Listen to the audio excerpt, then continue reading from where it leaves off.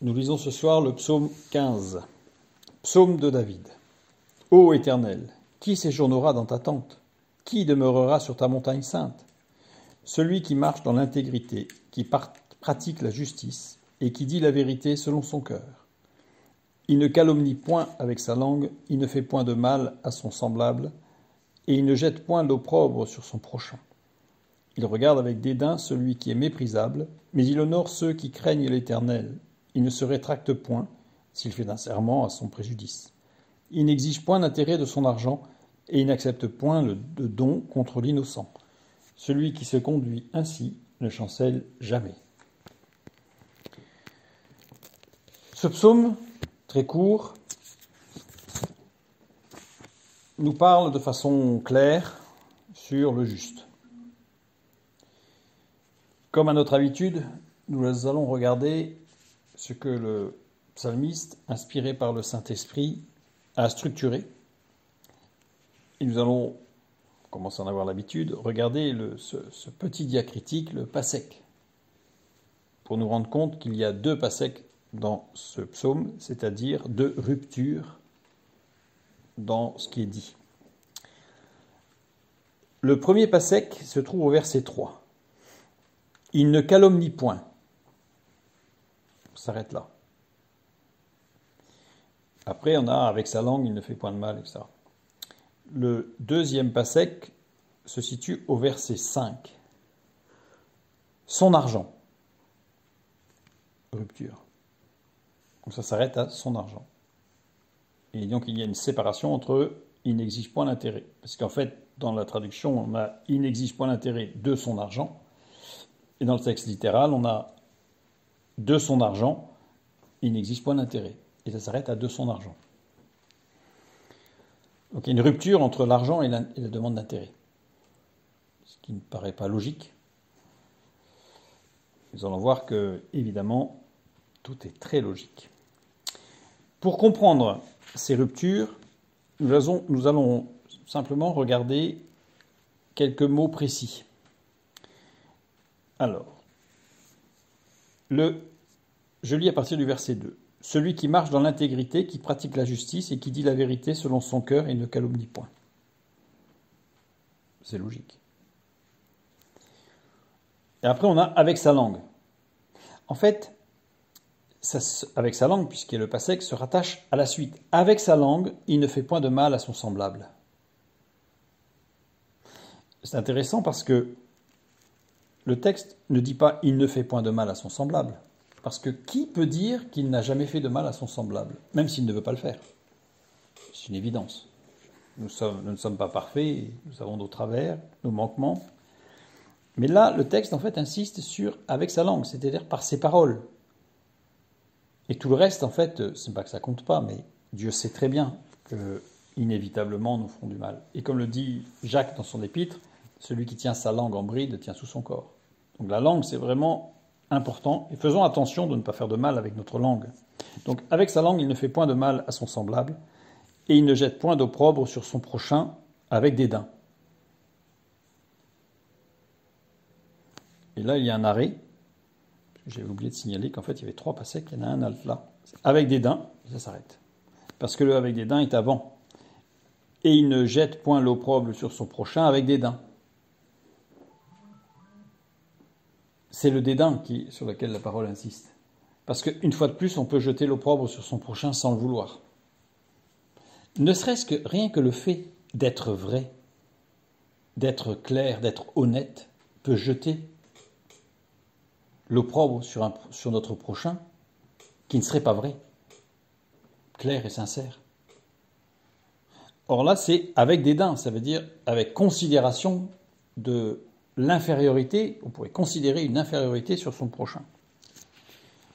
Je dirais que, avec une lecture très proche de toutes ces petites ruptures, on a une lecture qui s'accorde parfaitement avec l'Évangile aussi, et ce que nous annonce Jésus. Ensuite, verset 4, donc avec dédain, c'est avant la phrase. Et là, on a un mot, son regard, ou il regarde. En fait, en hébreu, ba'enav, C'est une préposition avec le beit plus un nom au masculin singulier. Ce n'est pas un verbe. Il regarde, puisque ce n'est pas un verbe, c'est un nom au singulier. Et littéralement, on pourrait lire son regard. Par son regard, dans son regard, avec son regard. Donc son regard, il n'y a pas celui qui, dans le texte original. Donc son regard est méprisable. Regardons ce que signifie cela. Ce qui a été traduit par être méprisable, c'est maas, qui, au radical nifal, puisqu'il est employé au radical nifal ici, veut dire être méprisé et rejeté. Donc littéralement, son regard est rejeté. Le regard qu'il porte sur quelqu'un ou sur quelque chose est rejeté. Mais il honore ceux qui craignent l'Éternel. Il honore, le verbe honorer, kabad, qui veut dire traiter avec honneur, donc honorer. Ceux qui craignent, l'expression ceux qui craignent, c'est la traduction d'un seul mot. Yaré. Yaré, qui n'est pas un verbe, qui est un nom. Un adjectif, pardon. Un adjectif. Ici, donc, respectueux, révérencieux. Donc, il traite avec honneur, respectueusement, on pourrait dire en français, pour que ce soit correct, l'Éternel. Rien à voir avec il honore ceux qui craignent l'Éternel. C'est celui qui ne jette pas l'opprobre avec dédain, celui pour lequel son regard est méprisé, eh bien lui, cette personne-là, il honore respectueusement l'Éternel. Quand il est dit un peu juste à la suite, il ne se rétracte point s'il fait un serment. Littéralement, il ne change point s'il a fait, c'est au parfait. C'est-à-dire que ce n'est pas s'il fait, c'est s'il eut fait, on pourrait presque dire, pour insister sur le fait que c'est passé il y a longtemps. S'il eut fait un jour un vœu qui tourne à son préjudice au sujet de son argent. Parce que le passé qu'il est après son argent. Donc s'il fait un vœu, une action qui tourne à son préjudice au niveau financier, eh bien il ne change pas pour autant. Il ne change pas d'avis. Il se rend compte que ce qu'il a fait, il perd de l'argent. Je dirais que sa droiture, son honnêteté, vaille plus que l'argent. Donc l'argent n'est pas du tout quelque chose de prépondérant pour ce juste. Ensuite, il n'exige point d'intérêt et il n'accepte point de don contre l'innocent. Celui qui se conduit ainsi ne chancelle jamais.